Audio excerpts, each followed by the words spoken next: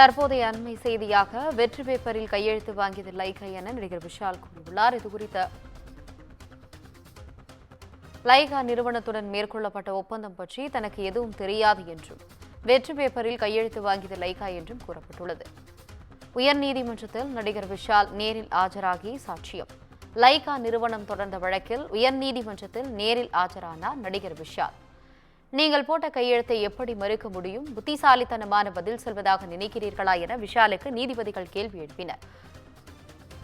வெற்றி பேப்பரில் கையெழுத்து வாங்கியது லைகா என நடிகர் விஷால் கூறியுள்ளார். இதுகுறித்த கூடுதல் விவரங்களுடன் இணைகிறார் நமது செய்தியாளர் சுந்தரம். வணக்கம் சுந்தரம், உங்களுடைய கூடுதல் விவரங்களை சொல்லுங்க.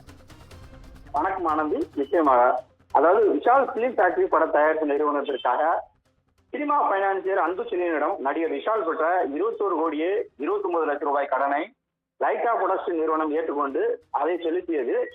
அந்த தொகை முழுவதும் திருப்பி செலுத்தும் வரை விஷால் பட நிறுவனத்தின் அனைத்து படங்களின் உரிமைகளும் லைகா நிறுவனத்துக்கு வழங்க வேண்டும் என்ற ஒப்பந்தத்தை மீறி வீரமே வாகை சூடும் என்ற படத்தை வெளியிடுவதாக அறிவித்த விஷால் பட நிறுவனத்திற்கு எதிராக லைகா நிறுவனம் வழக்கு தொடர்ந்தது.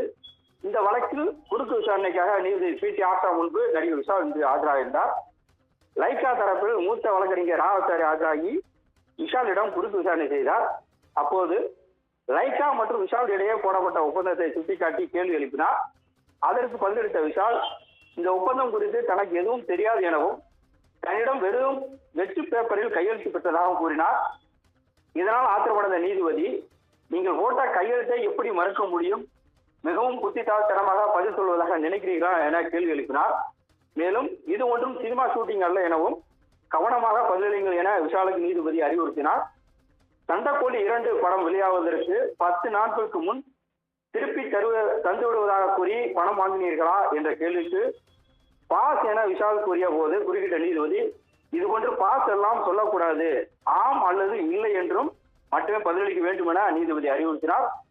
லைகாவை தவிர வேறு யாரிடமாவது கடன் வாங்கிறீர்களா என கேட்கப்பட்ட கேள்விக்கு ஆம் என பதிலளித்த விஷால், லைகா நிறுவனத்தால் தான் அந்த கடன் வாங்க நேர்ந்ததாக கூறினார். விஷால் குறுக்கு விசாரணை முடிவடையாததால் வழக்கு விசாரணையை நாளைய தினத்துக்கு தள்ளிவிட்ட நீதிபதி, நாளைய தினமும் விஷால் நேரில் ஆஜராகி பதிலளிக்க வேண்டும் என நீதிபதி உத்தரவிட்டுள்ளார். ஆனந்தி, உங்களுடைய கூடுதல் விவரங்களுக்கு நன்றி சுந்தரம்.